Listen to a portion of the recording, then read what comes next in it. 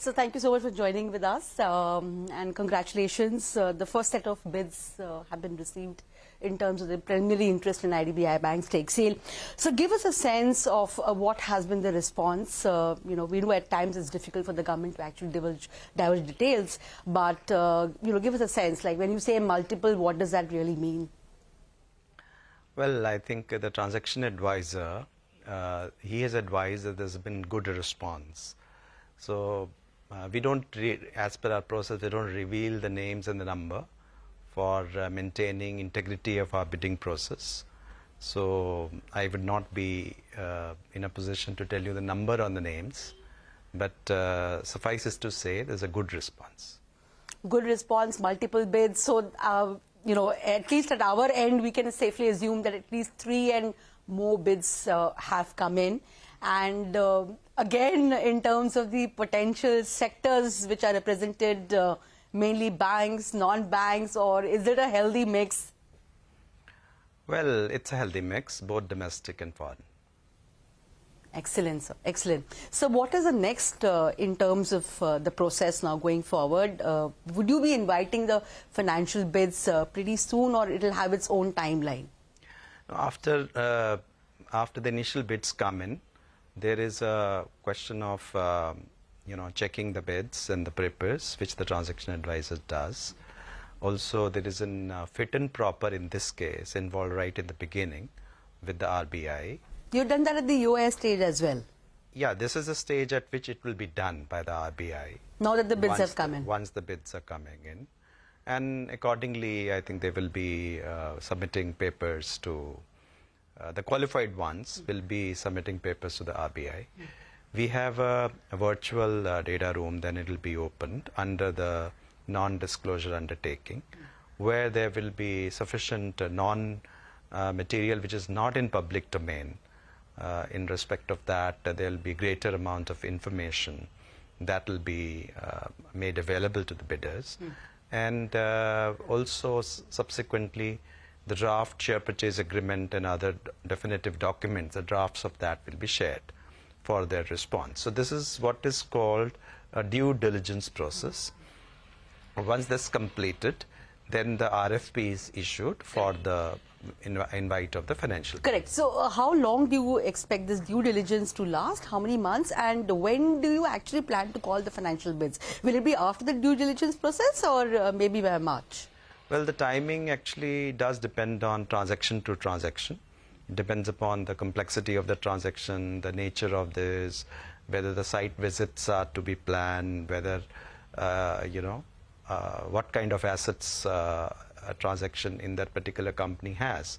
So it depends. And this is a bank. I think it's more like in the nature of financial information and accounting information, not in terms of as much on the physical aspects. But nevertheless, I think 3 to 4 months is a minimum time which is required for due diligence process. Okay. So you will be inviting the financial bids only post that? That's right. Okay. And you will be well into the new financial year by then.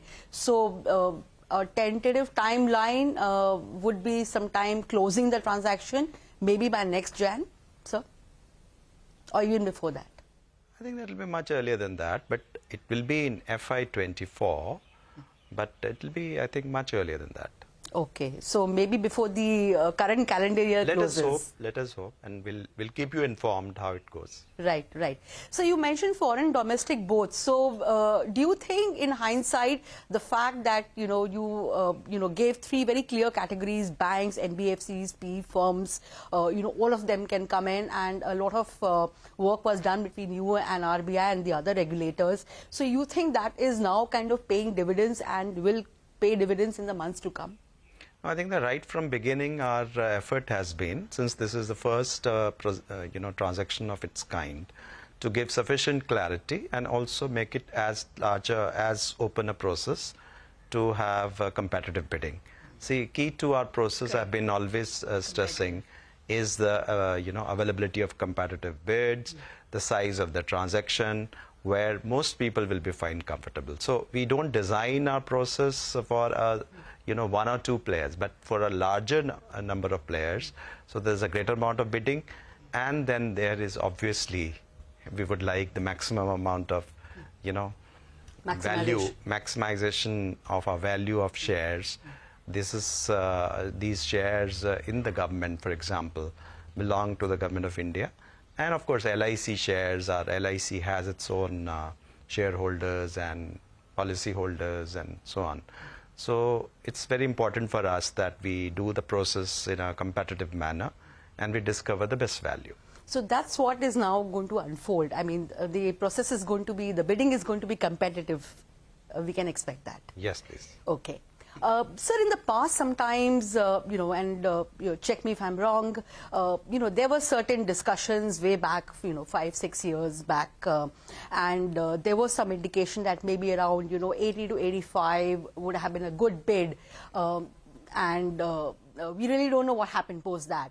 So what I'm just trying to ask probably is that whatever was there in the past, will that also be a factor for the government to decide, the pricing of the bids as and how the process unfolds? Or you think that this is a fresh, clean slate and, whatever comes forward and whatever the reserve price the government decides at a later point in time, that is how it's going to be. The past is not going to cast a shadow. So this is a price discovery process. So we are out in the market to discover the price rather than the other way around. We don't determine the price and do it. The benchmarking price or the reserve price is only an internal process for us to satisfy ourselves that, we are not really, in a way selling it, very below par. But what exactly is the price is for the market to discover. And a competitive bidding process ensures that. Besides, any company, what it is, what is its value, keeps on changing, as you know, in a dynamic economy very fast. It depends upon, it not necessarily only depends upon the past, but it's a lot to do with future. Its present context and its future setting. So it's a very complex process, as you know, and that's the reason why people, different bidders would value it differently. Even though, technically speaking, we have the same quantitative processes in investment banking. But the fact that, the people attach different value to different price, because essentially the valuation or price at the end of the day is also a subjective thing based on assumptions about the future. Okay. So one or two concerns over here, some experts or rather in some quarters there is this impression that, the legacy NPAs of IDBI Bank could still be a concern. Aging of NPAs, of course, the provisioning norms come down, but that could still be an overhang. What is the government's take on this?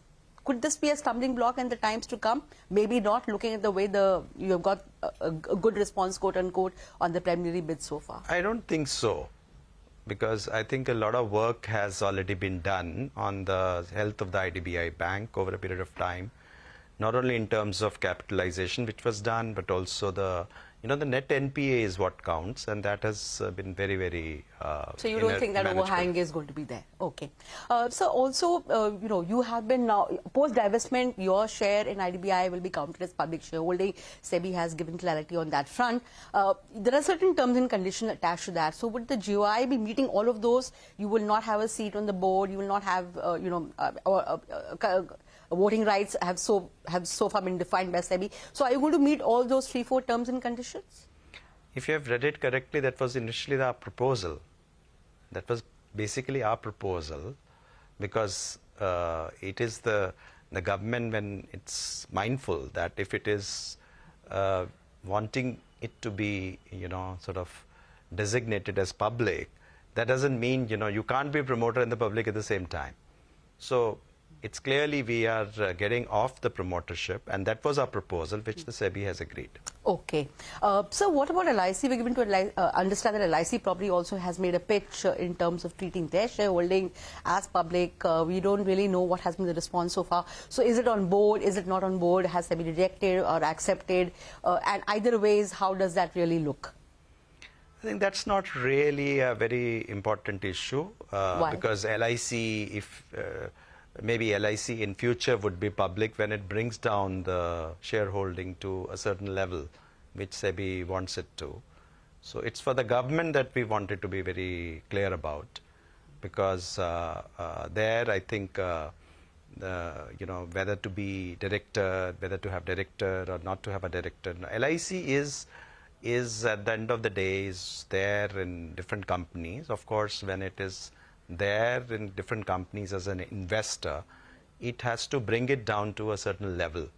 And if it is exceeding a level, maybe at that level it might not be granted a public status. But in future, yes, when they bring because both LIC and government do not intend to stay on there. It's only an interim arrangements that we are there as a financial investor, both in terms of the size of the transaction that it would mean, also because of the upside that we might like to take it in post disinvestment. Okay. So in both cases, I think both LIC and government, they would like eventually to exit in a time frame which will be defined in future. Okay, but basically as of now, has the regulator given clarity on LIC's pitch, sir? Anything you can share with us? No, that's not the concern. I think the government was wanting to do it, push its own thing, and therefore their proposal has been agreed.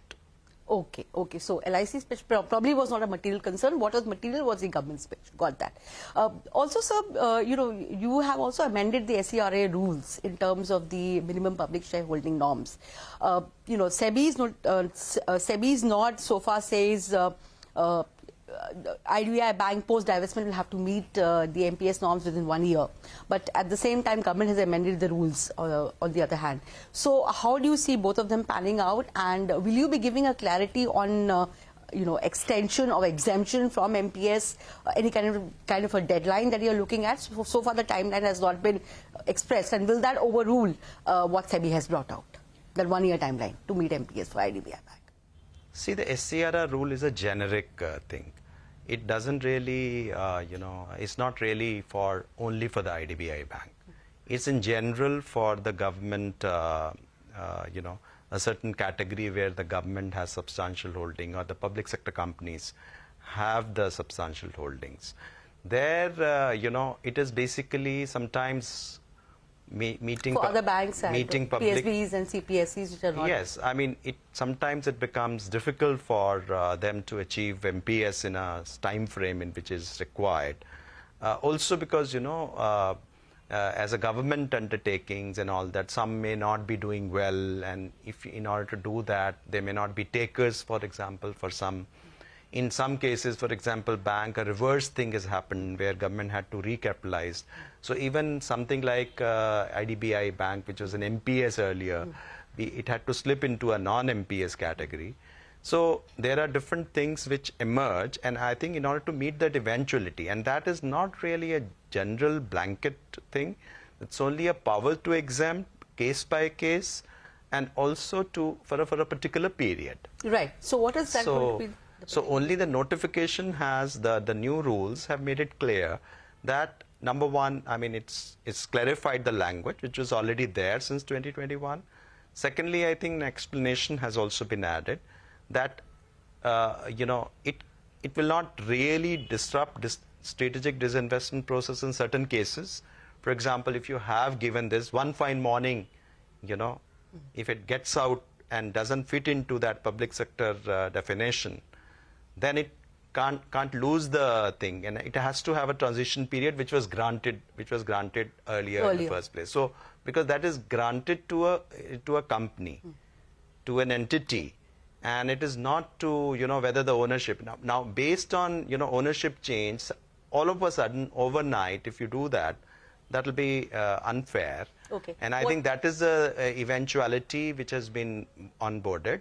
And SCRR rules, in fact, takes away, it's a generic rules, and within that, a specific notification that needs to be issued. So what is the kind of deadline that you're thinking of in terms of extension of the of meeting the MPS norms? No, I mean, that will be it will be there. As on date, in fact, IDBI Bank enjoys that exemption. Till 2024. So, I mean, it will be really clarified in due course as to which is the period in which MPS must be met. IDBI Bank, along with the subsidiaries and associates, is being divested? Is that what you have proposed, or it's going to be a separate exercise? No, I think at this moment that's the one. Okay, okay.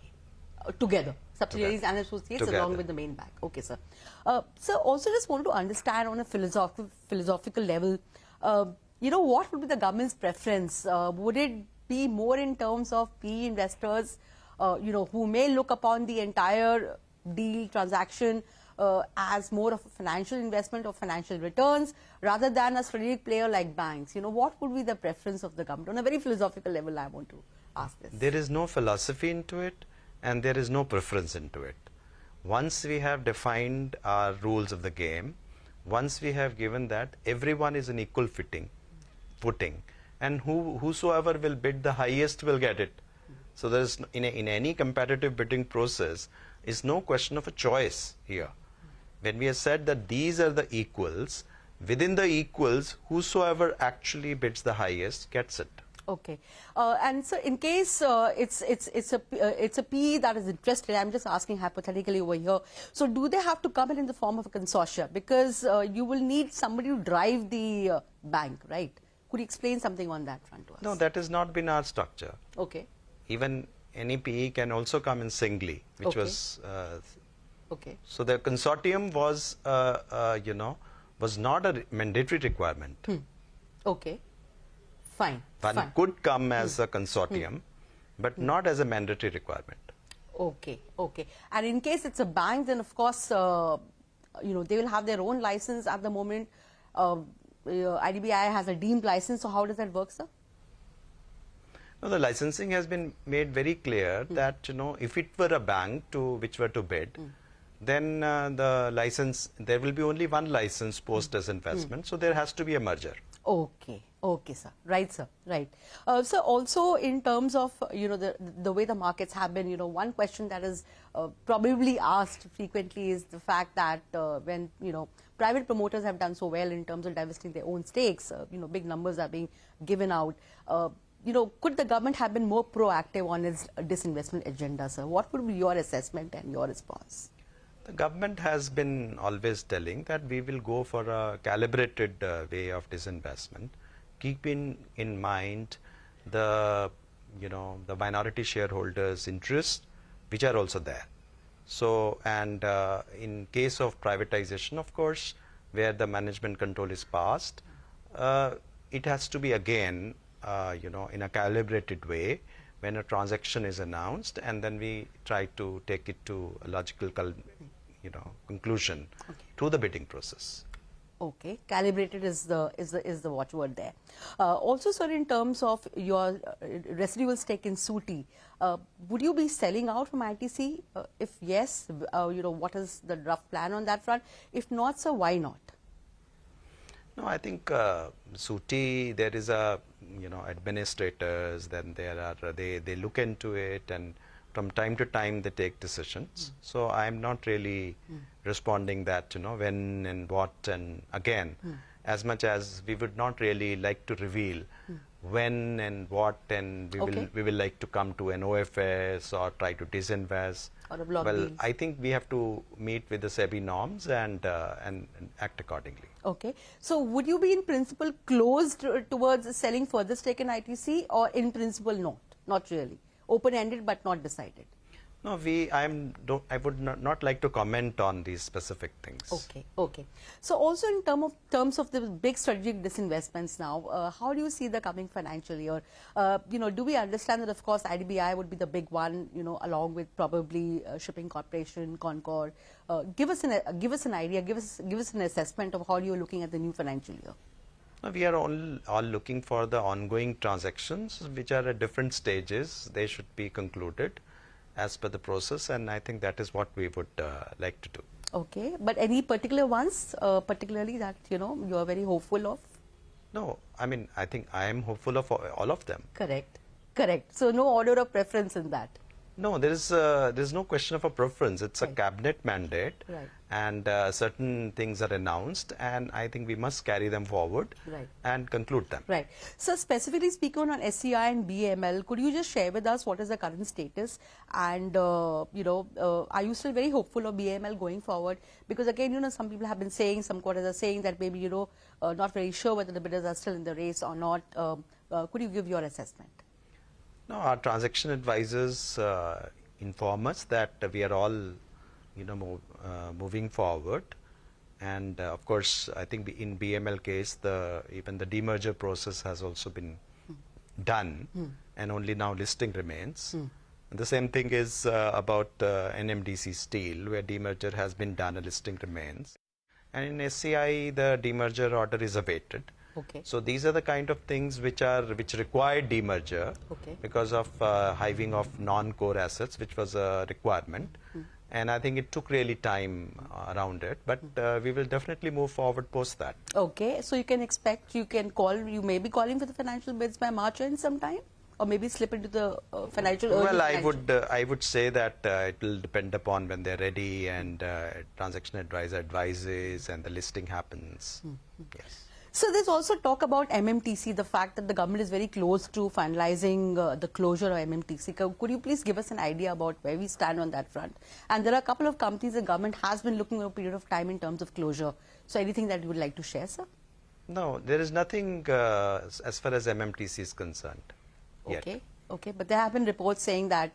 there could be reports, but reports are there all the time. But not to my knowledge. Okay. So also another, talking point has been government's plan to sell off stake in fertilizer companies, being the non-strategic sector.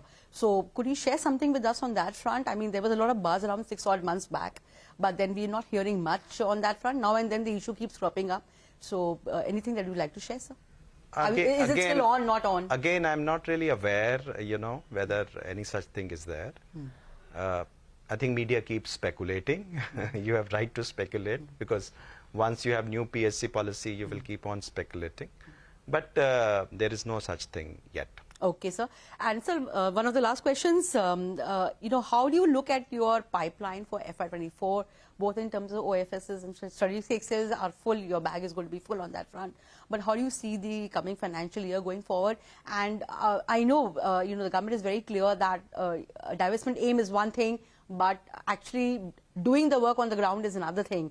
But how do you look at the whole thing? What about your numbers?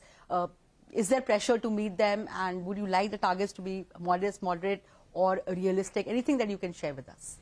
I can only say that Honorable Finance Minister will announce the budget, and we will carry forward. And we have been, whatever ongoing transactions, we move forward on that. Okay. Okay, fine. Nothing in terms of the numbers should be realistic or modest or moderate or nothing of that kind. Right, sir? Thank you very much for giving time to CNBC-TV18. We'll keep coming back to you for more inputs. Thank you. Thank you very much.